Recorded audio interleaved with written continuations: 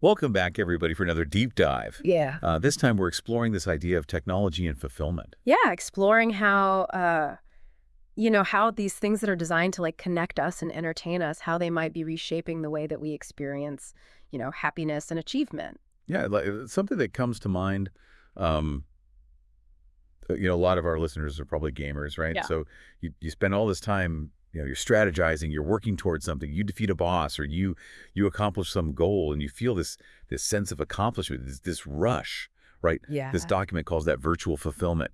So is that really the same as, feeling fulfilled in real life? It's so interesting because the document argues that the emotions you feel in those virtual worlds, whether it's a game or VR or even interacting with like an AI companion, it can feel really real. Really? And the psychology behind it, I mean, it's fascinating because these experiences actually often tap into the same reward centers in our brains that real world achievements do. Wow. So you think about, that dopamine rush that you get from leveling up in a game or, finally getting that perfect Instagram shot. You're Yeah, triggering those same pathways. So you're saying that my brain like can't tell the difference between acing a presentation at work and like conquering a raid in my favorite MMO? Well, not exactly. I mean, while the emotional response can be similar, the document highlights a key difference.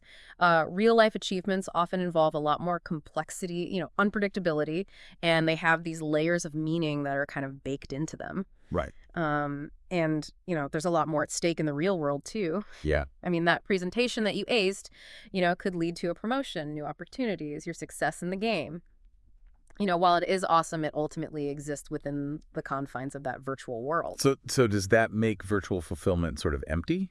I mean, if it's all happening in this kind of simulated world, does it really matter? Yeah. That's where things get really nuanced. Because the document doesn't necessarily say that it's empty, but it does really emphasize that it's likely best seen as a complement to real-world experiences, not a replacement. Right. It's about finding that balance. And for some people, especially those who maybe struggle with real world social interaction or they have limited opportunities for certain experiences, virtual worlds can provide like a genuine sense of accomplishment and connection, and that can significantly enhance their lives. Yeah, that makes sense. Yeah. I mean, it's all about perspective and what works for you. Right. But speaking of seeking connection, Yeah. let's move to social media. I mean, everybody uses it, but Yeah. this document really digs into how these platforms can become like a trap when it comes to feeling fulfilled. It's almost paradoxical because, social media is designed to connect people, but the way that these platforms are structured, they often turn into these arenas where we're just constantly chasing validation. It's like this never-ending cycle of, seeking approval through likes, comments, and shares. And it can be so subtle. I know I've definitely felt that little dopamine hit when I get a bunch of likes on a post. Oh, yeah. But what's really going on there? Well, the document really points to the fact that our brains are just wired to seek social approval. Right. It's like a survival mechanism that's been ingrained in us for centuries. Yeah. But social media platforms have essentially like hacked that system. Oh, wow. They've created these environments where we are constantly bombarded with opportunities to seek that validation. And the algorithms, they're designed to keep us hooked on that feeling. So we're all just little lab rats, Yeah. pressing the lever for a pellet of social approval. Kind of Yeah. Kind of depressing. Yeah, it can be, but awareness is the first step. Right. Once you understand the mechanics at play, you can start to make more conscious choices about how you engage with these platforms. So instead of like getting caught up in this numbers game, Mhm. right? How can we use social media in a way that actually makes us feel more connected, more fulfilled? That's the question, and it's one that we'll definitely dive into further. But first, I think we need to look at another aspect of social media that this document highlights, and it's this pressure to present these like idealized versions of ourselves. Right. It's like we're all curating these perfect online personas, but at what cost, Yeah, like those, perfectly filtered vacation photos that make everybody else, feel bad that they're not on vacation. Exactly. Or those like inspirational posts that only show the highlight reel, right? Right. The struggles and the messy parts. Exactly. And the problem is, we're constantly comparing ourselves to these carefully constructed images. And that can lead to, feelings of inadequacy, envy, self-doubt. Yeah. We start to question our own worth based on how many likes we get or how perfectly our lives seem to measure up to those we see online. It's like everyone's trying to win this like imaginary best life competition. Yeah. And no one really feels like they're winning. And the document really argues that this constant comparison and this striving for this unattainable ideal can actually undermine our sense of self-worth and make us feel less fulfilled, not more. So how do we break free from that cycle? I mean, let's be realistic. Social media isn't going anywhere. Right. And it's not about, you know, deleting all your accounts and going off the grid. It's about finding a healthier way to engage. And that's where this concept of digital minimalism comes in. Okay. And it's about being more intentional with your technology use and making sure that it's serving you, not the other way around. But we can dive into that more in the next segment. All right, sounds good. So digital minimalism, you know, you can think of it as kind of hitting the reset button on your relationship with technology. Okay. And the document actually has some really practical tips on how to actually do that. Yeah, give me the good stuff. Like what can I actually do, Yeah. To start incorporating this idea of digital minimalism without feeling like I'm missing out on everything. Right. It's not about deprivation. It's about being intentional. So the document suggests starting small. Right. You know, like try turning off non-essential notifications for a day. Oh, okay. You know, and just see how it feels to like reclaim your attention and focus on the task at hand without that constant like barrage of pings and buzzes. You might be surprised how liberating it can actually feel. I've actually tried that before. Yeah. And it's kind of amazing how much more you can get done when you're not, feeling that urge to check your phone every 5 seconds. Right. But is that just like a temporary fix? How do we make it more of a sustainable lifestyle? That's where the document gets really interesting because it talks about shifting your mindset Okay. from being a passive consumer of technology to becoming a producer. Oh. So instead of just like endlessly scrolling through social media, what if you use that time to create something? Okay. Write a blog post, learn a new skill, work on that passion project you've been putting off. So it's about like channeling that energy and attention that we often waste on, mindless consumption into something more meaningful, more fulfilling. Precisely. And the beauty of it is that it doesn't have to be, some grand time-consuming endeavor. Even small acts of creation can be incredibly rewarding. Yeah. Try sketching for 15 minutes, write a short poem, cook a new recipe. Right. The key is to engage your mind, create something tangible that brings you a sense of accomplishment. I love that it's like reclaiming your time, your attention, and using it to fuel, your own creativity and growth. Right. But let's be honest, there are times when technology is incredibly useful. Like I can't imagine life without, online banking or video calls with family who live far away. Oh, absolutely. Digital minimalism isn't about rejecting technology altogether. Right. It's about being mindful and deliberate about how you use it. Okay. So the document suggests thinking about it as using technology as a tool to enhance your life, not control it. Right. So if online banking saves you time and stress, by all means, use it.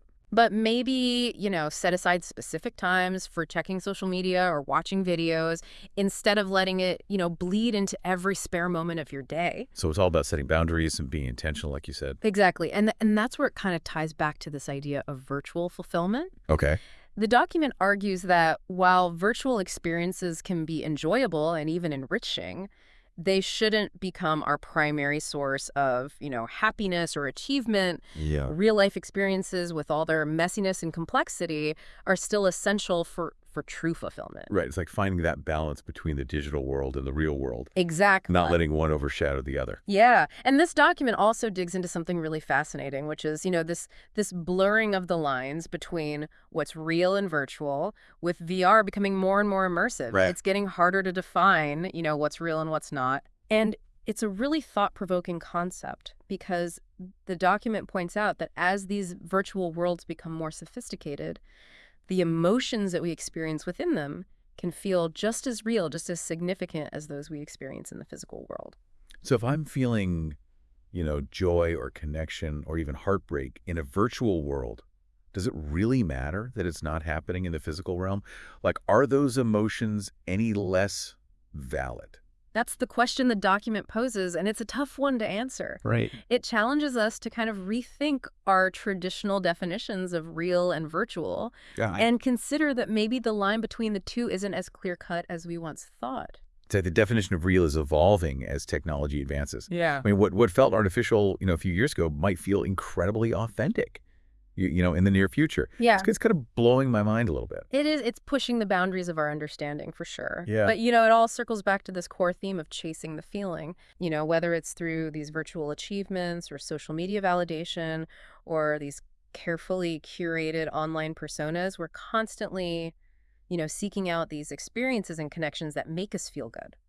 But the document seems to be cautioning us against becoming overly reliant on technology for those feelings. Exactly. Like, it's great to enjoy the virtual world, Yeah. but we shouldn't lose sight of the importance of real-life experiences and connections. Right, because while technology can offer these powerful tools for exploring and expressing ourselves, true lasting fulfillment likely comes from cultivating a sense of purpose, meaning, and connection that extends beyond the digital realm. Okay. That means nurturing our relationships, pursuing our passions, and engaging with the world around us in a meaningful way. So it's about finding that sweet spot where technology enhances our lives without becoming our sole source of happiness or validation. Yeah. But how do we actually do that?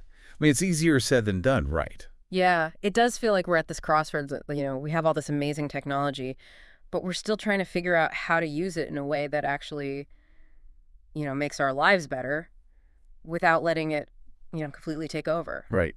So how do we find that balance? Well, the document doesn't offer some like one-size-fits-all solution. Right. And rightfully so. I mean, everybody's relationship with technology is unique, but it does encourage us to start by asking ourselves some honest questions like, how much time do you actually spend each day, on your devices? Yeah. What are you using them for? Right. And most importantly, how do you feel after spending time in the digital world?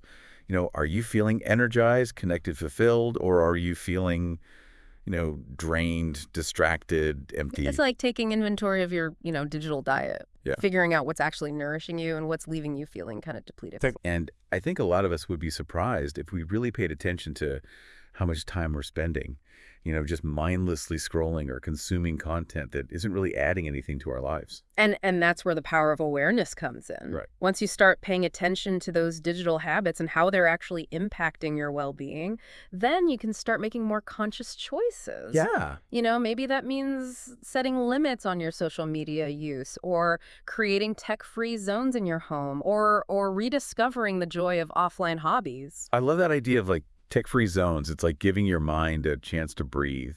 Yeah. Disconnect from that constant stimulation. Totally. But it's also about, finding ways to use technology in a more intentional way. Yeah. Right? A more fulfilling way. Absolutely. Remember what we were talking about earlier about becoming a producer instead of just a consumer? Right. I mean, that's such a powerful way to kind of reclaim your time and attention and use it to create something meaningful. It could be anything, from writing a blog post to learning a new language to building something with your hands. Right. The key is to find those activities that engage your mind, that spark your creativity and bring you that sense of accomplishment. It's like shifting from a passive mindset to an active one. Yeah. Where instead of letting technology dictate how you spend your time, you're taking control and you're using it as a tool to pursue, the things that you're passionate about. Exactly. The things that interest you.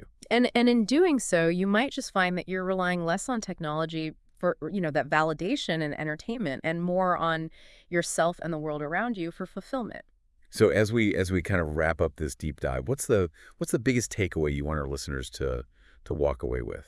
What's the essence of this Chasing the Feeling document? I think it really boils down to this technology offers these incredible tools for connection exploration and even self-discovery, but it's up to each of us to decide how we want to use those tools. Right. Are we going to let technology control us, or are we going to take control of our digital lives and use them to create a life that feels truly meaningful and fulfilling? It's a challenge, for sure, but it's an exciting one. And hopefully this deep dive has given everyone some food for thought as they continue to navigate their own relationship with technology. Yeah, absolutely. Thanks for joining us.